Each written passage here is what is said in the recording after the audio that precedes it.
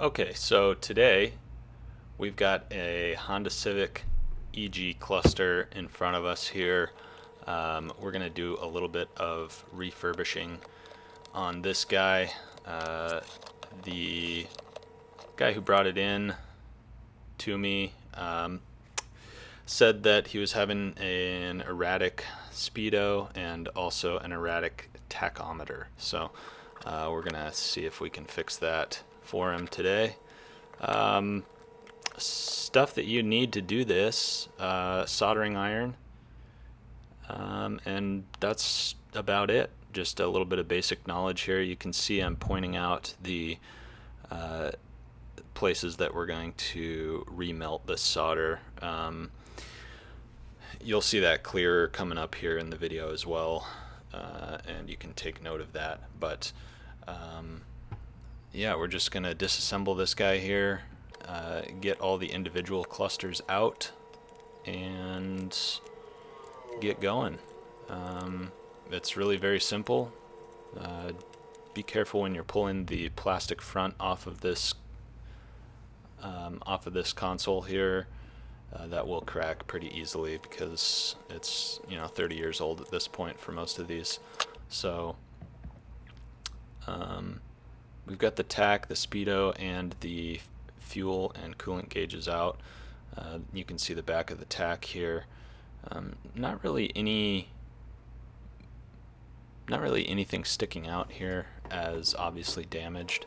So, but you will see that when we remelt that solder, you'll be able to see some of the points that I'm talking about here. This is just a little board, an auxiliary board in the bottom.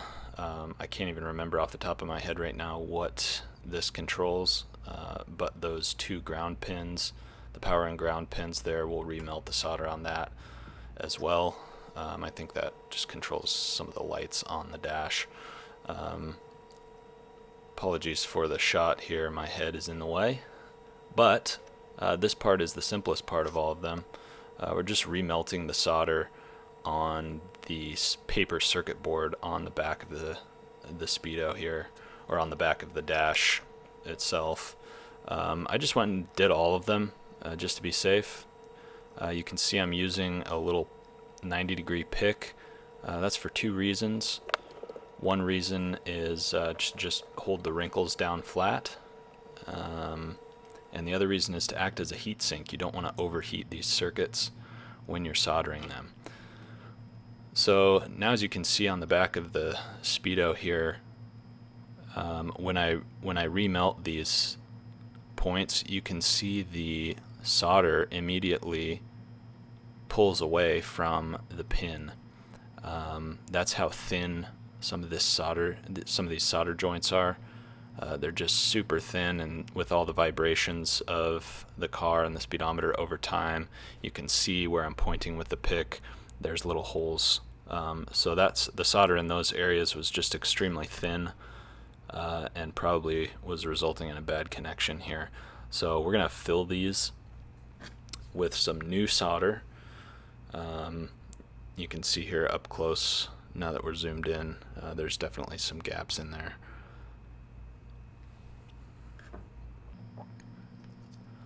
So I'm just taking some rosin core solder here on just a very basic soldering iron. I'm not a professional electronics soldering guy by any means, but I have done a fair bit of soldering in the past, and this is pretty easy. Just use a small tip on your soldering iron, a pointed tip, and just all you need is a little bit, not very much at all, to fill that pool back in and get a nice strong joint. So it's just 8 points there on the back of the speedometer. That's really all you need to do. Those are the areas where the needle pins go. So we'll move on to the tach here. This one was also, it didn't look like on the surface there was anything going on, but as soon as we melt some of these solder joints here, you can see some of the holes appearing, just showing that these are very thin, weak joints.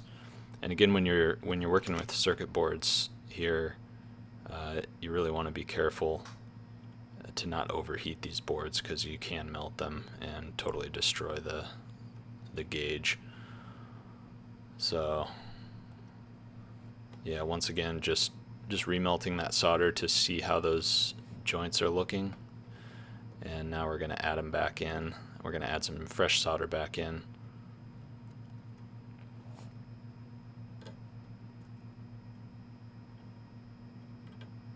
So this is sped up just a little bit. I think this is 2x speed here. But take your time when you're doing this and just fill them nicely. And that is it for the speedo and the tach. The fuel gauge and the coolant there's nothing to solder on those. There's no chipboards on the back of those, so we're not going to touch those really in this video. There's nothing to do there. So this little auxiliary board here, just remelting the solder to check these power and ground connections.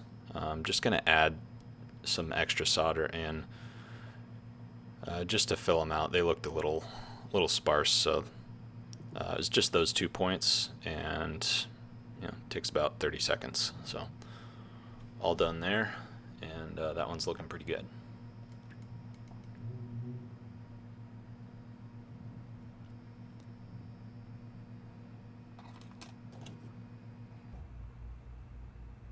So now we get to the back of the dash again. I'm going to take a brass bristle wire brush and just clean off all the copper connections. Here you do not want to use a steel bristle brush. You just want to use brass because it is softer. The steel brush could damage that paper circuit board. Just blow the inside out with a little bit of compressed air and start the reassembly process. It's very simple. Make sure you get your small little auxiliary circuit board in there first. I reassembled this.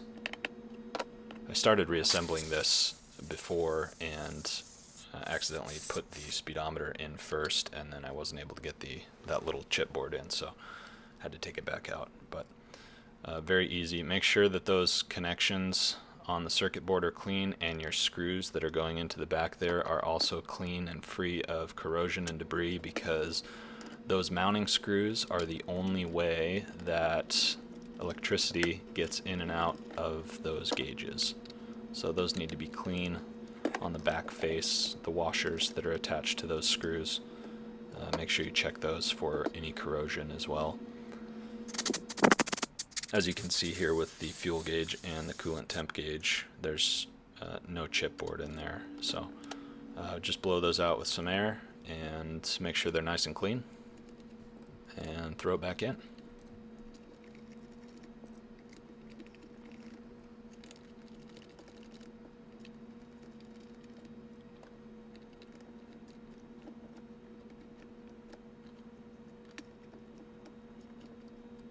So it doesn't take much torque at all when you put these screws back in. You don't want to over torque them, again, because the paper circuit board is pretty fragile. So just use your best judgment.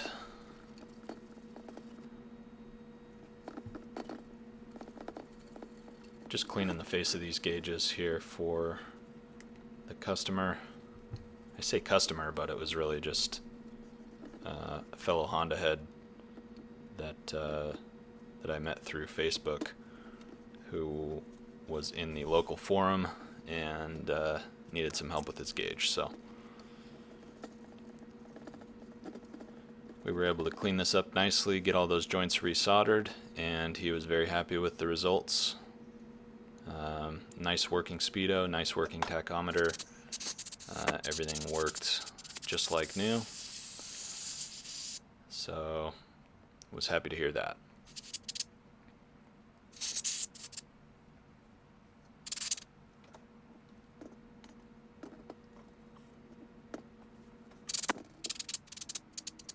when you're using compressed air on these gauges, you definitely want to be careful, not use too much pressure, because these are fragile electronics, so not easily replaceable.